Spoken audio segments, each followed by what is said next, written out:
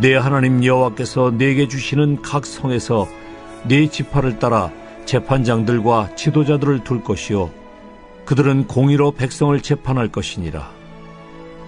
너는 재판을 굽게 하지 말며 사람을 외모로 보지 말며 또 뇌물을 받지 말라.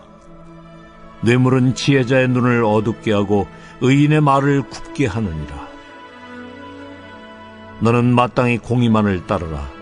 그리하면 네가 살겠고 네 하나님 여호와께서 네게 주시는 땅을 차지하리라.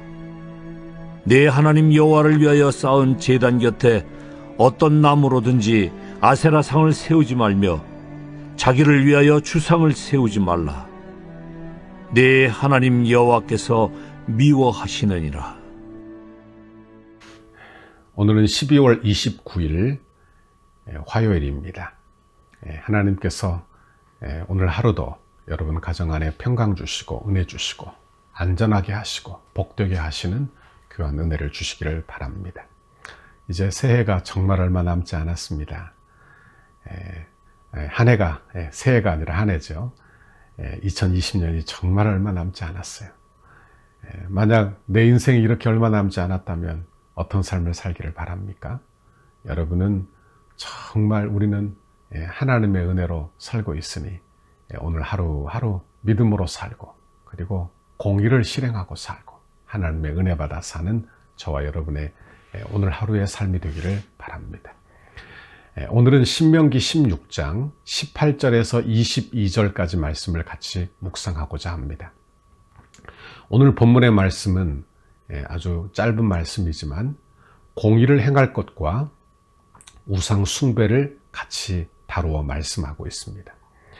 그 이유는 의로운 삶과 신앙생활은 같아야 한다고 하는 데서 있습니다. 18절 말씀 제가 봉독해 드립니다.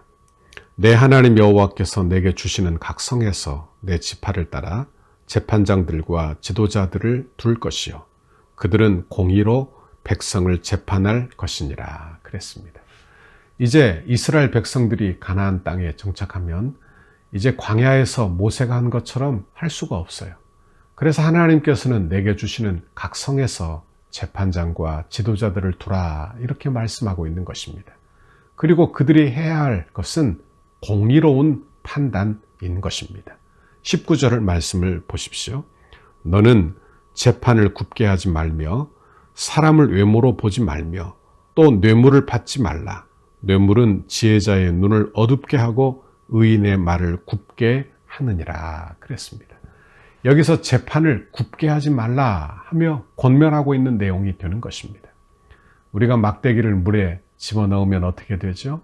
그 막대기가 굴절돼서 구워 보이지 않습니까? 이게 지금 무슨 말인가 하면 보십시오. 우리의 판단은 다 타락해서 내가 듣고 싶은 대로 듣게 되고 그리고 내가 판단하고 싶은 대로 판단을 한다는 거예요. 그러니 우리에게는 편견과 선입견에 따라 내 생각이 굽어지게 된다는 말씀을 하고 있는 것입니다. 그러니까 사람은요, 보고 싶은 것만 보게 되고요, 듣고 싶은 것만 듣게 되는, 그리고 내가 보고 싶은 것만 그렇게 자기 이익과 형편에 맞게 기울게 된다는 것을 이야기하는 것입니다. 우리에게는 감정이라는 게 있지 않습니까? 그러니까 이 감정이 우리로 하여금 공의를 지키지 못하도록 여러분 우리를 이끌어 간다는 것입니다. 그러므로 우리는 조심해야 되겠죠. 다시 말하면 우리의 본성이 공의롭지 못하다는 이야기를 하는 것입니다. 그러므로 우리는 자기 자신을 너무 믿지 마세요. 나는 공의롭다. 나는 무엇이든지 공평하다. 이렇게 말하지 말라는 것입니다. 여러분, 내 의는 정말 형편없는 거예요.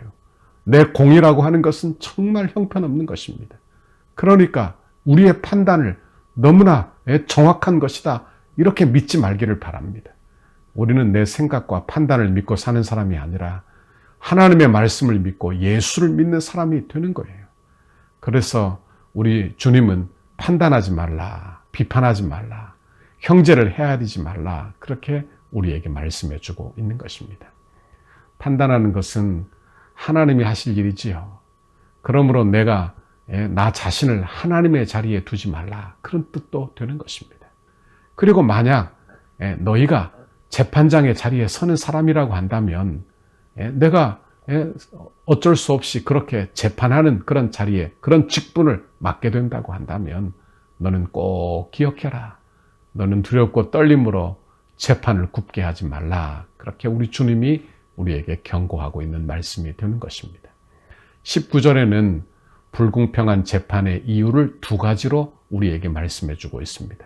그 첫 번째가 뭡니까? 외모로 사람을 판단한다는 거예요. 가난한 자에게 여러분 벌을 더 중벌을 더 내려지고 부한 자는 그 권력 있는 자에게는 가벼운 형벌을 선고하고 그러니까 사람에 따라서 형벌을 준다는 이야기예요. 그러니까 그 법이 공평하지 못하게 되는 것이죠. 사람 따라 여러분 그 법이 적용이 된다면 어떻게 되겠습니까? 그러나 성경은 가난한 자의 송사를 편벽되이 하지 말고 다수에 의해서 부정한 판결을 하지 말라고 그렇게 우리에게 성경은 백성들에게 권고하고 있는 것입니다. 그리고 재판은 하나님께 속한 것이므로 외모로 판단하지 말라고 경고하고 있는 것입니다. 야고보 사도는 야고보서 2장 1절에 이렇게 말씀했죠. 내 형제들아 영광의 주 곧 우리 주 예수 그리스도를 믿는 믿음을 너희가 받았으니 사람을 외모로 취하지 말라 이렇게 권면하고 있는 것입니다. 그리고 구체적인 예가 성경에 나와요. 예배 시간에 사람이 들어올 때 화려한 옷과 금가락지를 낀 사람이 들어오면 여기 앉으세요. 여기 좋은 자리에 앉으세요. 여기 상석에 앉으세요. 이렇게 말하고 가난한 사람이 들어오면 너는 거기 앉았든지 섰든지 네 마음대로 해라. 그리고 그렇게 구별한다면 악한 생각으로 판단하는 자가 된다. 그런 말씀입니다. 이걸 어찌 예배라 말할 수 있겠어요? 그것을 어찌 예배 자리라 말할 수 있겠느냐 하는 말씀입니다. 두 번째로 재판을 굽게 하는 것은 뇌물입니다. 뇌물은 어느 시대나 어느 분야에나 다 있기 쉬운 그런 문제지요. 사무엘상 8장 3절에 보면 사무엘이 늙음에 그 아들들이 아비의 행위를 따르지 않고 뇌물을 취하고 판결을 굽게 했다 이렇게 말씀하고 있어요. 성경은 뇌물을 눈을 어둡게 한다고 했습니다. 지혜를 어둡게 하는 거예요. 그러니까 뇌물을 받으면 하고 싶은 말을 못하게 될 거 아니에요. 여러분 뇌물을 받으면 그 다음에는 여러분 지혜가 사라진다는 말은 여러분 올바르게 그 일을 하지 못하게 된다는 의미를 갖고 있는 것입니다. 뇌물은 그러므로 성도들이 취할 바가 아니지요. 전도서 7장 7절에 보면 뇌물이 사람의 명철을 망하게 한다 이렇게도 되어 있는 것입니다. 이 연말에 저와 여러분이 정직하고 그리고 공의롭고 여러분을 하나님이 어떤 위치에 두었든지 하나님이 우리에게 맡겨주신 그 하나님의 은혜를 기억하고 하나님이 명령하신 그 명령과 계명을 기억하며 우리는 공의로운 그런 믿음의 사람들이 다 되기를 바랍니다. 20절 말씀을 보십시오. 너는 마땅히 공의만을 따르라. 그리하면 내가 살겠고 내 하나님 여호와께서 내게 주시는 땅을 차지하리라 그랬습니다. 가나안 땅에 정착하는 이스라엘 백성들이 하나님의 공의를 배워서 그들도 가나안 땅에 살면서 공의롭게 살 것을 요청하고 있는 것입니다. 그러면 하나님이 어떤 복을 주신다고 했습니까? 내가 살겠고.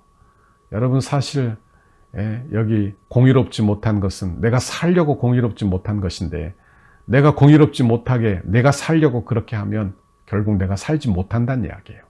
그러나 하나님이 공의로우신 하나님을 따라 우리가 공의를 행하고 살면 어떻게 되느냐? 하나님께서 우리를 살게 하시겠다는 거예요. 살게 하겠고 내가 살겠고 내 하나님 여호와께서 내게 주시는 땅을 차지하리라. 여러분 우리는 반대로 행하죠. 우리는 공의롭지 못한 그런 판단 그리고 굽게 하는 그런 재판을 통하여 내 이익을 추구해서 내 땅을 차지하려고 하는데 여러분 그것은 오히려 내 땅을 잃어버리고 그리고 손해를 보는 그런 계기가 된다 하는 말씀입니다. 여러분 하나님의 말씀을 잘 기억하시기를 바랍니다. 우리는 하나님의 은혜로 믿음으로 신앙생활도 잘 감당하고 사는 저와 여러분의 신앙생활 다 되기를 바라는 것입니다. 장사도 그렇죠. 정직하게 하는 사람이 결과적으로는 승리하게 됩니다. 음식도 마찬가지예요. 현실적으로 재료를 속이고 하는 것이 이익이 될지 모르지만 오래 장사하기는 어려운 것입니다. 그러므로 정직하게 공의롭게 저와 여러분이 어느 곳에 있든지 어떤 일을 하든지 그렇게 이 연말에 정직과 공의를 행하는 우리 모두가 되기를 바랍니다. 이제 21절에 공의로운 삶에서 우상 숭배를 금하는 말씀으로 넘어가고 있어요. 21절, 22절을 제가 읽습니다. 내 하나님 여호와를 위하여 쌓은 제단 곁에 어떤 나무로든지 아세라 상을 세우지 말며 자기를 위하여 주상을 세우지 말라. 내 하나님 여호와께서 미워하시느니라. 그랬습니다. 재판장이 자기 이익을 위하여 뇌물을 주고받아요. 그리고 사람을 외모로 판단하며 재판을 굽게 합니다. 이걸 금했어요. 우리의 신앙생활에서도 이와 똑같은 일, 이런 일들이 있는데 모든 사람들이 자기 이익을 위하여, 자기 개인의 이익을 위하여 우상 숭배를 하게 된다는 거예요. 그러니까 재판을 굽게 하는 것과 우상 숭배가 어찌 보면 자기 이익, 자기 이기적인 마음에서부터 시작된다는 것을 알게 되는 것입니다. 가나안의 백성들은 다신교죠. 그래서 물질 신인 아세라 신과 그리고 바알 신을 만들어 섬겼다는 것입니다. 그러니까 자기의 그 탐욕을 채워줄 그런 신들을 섬기게 된 거예요. 물질의 탐욕을 채워줄 그 신을 그렇게 섬기게 되는 것입니다. 그러니 우리는 이 땅에 살면서 그런 삶을 추구하지 말 것을 이야기하는 것입니다. 사람들이 종교가 없어도 개업하면 어떻게 하죠? 돼지머리 앞에 놓고 고사를 지내지 않습니까? 그 사람이 돼지머리를 숭배한다고 하지 않아도 그 마음속에는 여러분 무슨 마음이 있어요? 액땜을 한다. 돈 많이 벌게 해주십시오. 그러면 그건 그런 우리의 무슨 문화다 하며 그 앞에서 절하게 되는 경우도 있는 것입니다. 그런데 그 마음의 중심에는 뭐가 있느냐? 탐욕이 있다는 거예요. 그 탐욕이 바로 우상숭배라고 하는 것입니다. 여러분, 우리는 구원받아 하나님의 은혜로 들어간 그 가나안 땅, 하나님의 은혜로 사는 저와 여러분의 신앙생활은 이제 하나님을 섬기는 삶이 되어야 하지 우리의 이기적인 탐욕을 따라 사는 삶이 되어서는 안 된다는 말씀입니다. 내 탐욕을 따라 살아 내가 잘 되는 게 아니라요. 내가 살 길이 열리는 게 아니라 하나님을 따라 살아야 살 길이 열리게 된다는 말씀입니다. 우리도 주에서 구원받고 물질을 따라 살 것이 아니라 하나님을 섬기며 살 수 있기를 바랍니다. 여러분의 남은 이 연말이 이 세상 사람들의 문화 따라 살지 말고 하나님의 말씀을 따라 사시고 그리고 공의를 실천하고 사시고 또한 그뿐만 아니라 여러분 내 탐욕을 위하여 우상 숭배를 하는 일을 거절하고 우리는 하나님의 말씀만을 꼭 붙들고 하나님만을 섬기고 사는 우리 모두가 되기를 바랍니다. 그렇게 살면 우리가 살게 될 것이다. 우리가 사는 이 땅에서 장구하게 될 것이다. 이것이 하나님의 약속의 말씀이 되는 것입니다. 여러분, 이제 한 해가 얼마 남지 않았습니다. 이제 2021년 새해가 다가오고 있습니다. 우리의 과거는 이제 과거에 다 떠내려 보내고 우리는 새로운 새해를 맞아야 되겠어요. 그러면 하나님의 은혜를 붙잡아야 됩니다. 여러분, 과거의 죄악을 다 멀리하고 하나님의 은혜를 붙잡으시고 내 탐욕을 따라 살지 말고 하나님의 은혜 따라 살고 여러분 하나님의 말씀 따라 사는 여러분의 신앙생활 되기를 바랍니다. 여러분, 이런 은혜를 달라고 간구하고 기도하는 오늘 이 하루가 되기를 주님의 이름으로 축원합니다. 같이 기도하겠습니다. 하나님 아버지, 고맙고 감사합니다. 오늘도 하나님의 귀한 말씀 우리에게 들려주시며 하나님 공의로 행할 것과 우상 숭배하지 말 것을 우리에게 말씀해 주시니 감사합니다. 하나님, 내 탐욕이 하나님 내 이익을 위하여 행하고 구분 판단을 하고 우상을 섬기는 이 세상 물질을 따라 사는 우리를 향하여 너희는 하나님의 말씀을 따라 살아라. 그러면 살리라 말씀해 주시오니 우리 주님의 명령 따라 우리는 하나님만을 섬기고 말씀만을 따라가는, 그리고 우리 예수님 닮아 우리 하나님 닮아 우리도 공기로운 그런 믿음의 사람이 되는 우리 모두의 신앙생활 되도록 인도해 주옵소서. 이제 한 해가 얼마 남지 않았습니다. 하나님, 올 한 해를 믿음으로 잘 마무리하는 우리 성도들 되게 하시고 섭섭하고 힘들고 어려운 일이 있을 줄 압니다. 그러나 이 모든 일을 믿음으로 잘 마무리하고 은혜로 새해를 계획하고 그리고 용서와 사랑으로 새해를 계획하는 우리 성도들의 귀한 삶이 다 되도록 복에 복을 내려 주옵소서. 감사합니다. 오늘 하루도 우리 성도들에게 힘을 주옵소서, 지혜를 주옵소서, 총명을 주옵소서, 감사를 주옵소서. 예수님 이름으로 기도하옵나이다. 아멘. 우리 교회를 향한 주님의 뜻을 이루소서. 성전 건축을 위한 100대 기도문, 화요일 거룩한 헌신을 위하여 함께 읽고 기도하시겠습니다. 성경에 하나 되게 하신 것을 힘써 지켜 더욱 견고한 공동체로 결속되게 하옵소서. 모든 성도가 세상 욕심을 내려놓고 천국을 소망하는 한 단계 더 높은 경지의 믿음을 갖게 하옵소서.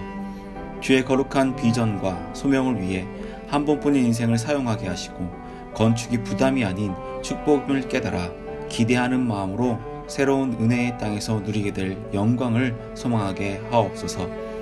모든 성도가 기도의 용사로 강력한 영적 군사로 무장되게 하옵소서. 성도들의 헌신이 다음 세대를 위한 위대한 씨앗과 영적 자양분이 되게 하시고 기쁨으로 헌신하는 성도들의 삶에 하늘의 신령한 복과 땅의 기름진 복을 주옵소서. 건축의 과정을 통해 영적 대부흥을 경험하게 하시고 성전 건축에 참여하는 성도들의 개인과 자녀와 가정, 사업장에 물질과 지혜를 한없이 부으시고 기도로 성전을 짓게 하옵소서. 성전 건축의 모든 과정을 통해 온 성도들이 가슴 깊이 교회를 사랑하고 간절한 마음으로 새 일을 기대하며 꿈꾸게 하시고 시대와 민족과 교회 앞에서 하나님이 주신 사명임을 깨달아 영화부에서 장년부까지 온 교회가 한 마음으로 달려가게 하옵소서. 건축이 진행되는 동안 온 교회가 믿음의 튼튼한 공동체로 결속되게 하시고 한 마음으로 성전 건축에 참여하며 주님의 한 몸으로 일하게 하옵소서. 성도들이 건축을 통하여 믿음의 그릇이 더욱 커지게 하시고 새로운 공간에서 펼쳐질 주님의 비전을 넉넉히 감당하게 하옵소서. 성도들이 기쁨으로 헌신하여 덕수를 살리는 생명의 도화선이 되게 하옵소서. 한 영혼도 수혜됨이 없이 믿음 안에서 기적의 역사를 이루는 통로로 쓰임받게 하옵소서. 건축의 내용을 이해하고 모두가 적극 동참하여 건축 홍보자가 되게 하소서. 건축을 통하여 선대의 고결한 믿음의 유산을 계승하도록 은혜를 주옵소서. 덕소교회의 모든 가정이 믿음의 주요 또 온전하게 하시는 예수를 바라보는 가정이 되게 하시고 부모를 공경하고 부모의 신앙을 자녀들이 배워서 믿음의 명문 가정을 이루게 하옵소서. 예수님의 이름으로 기도드립니다. 아멘.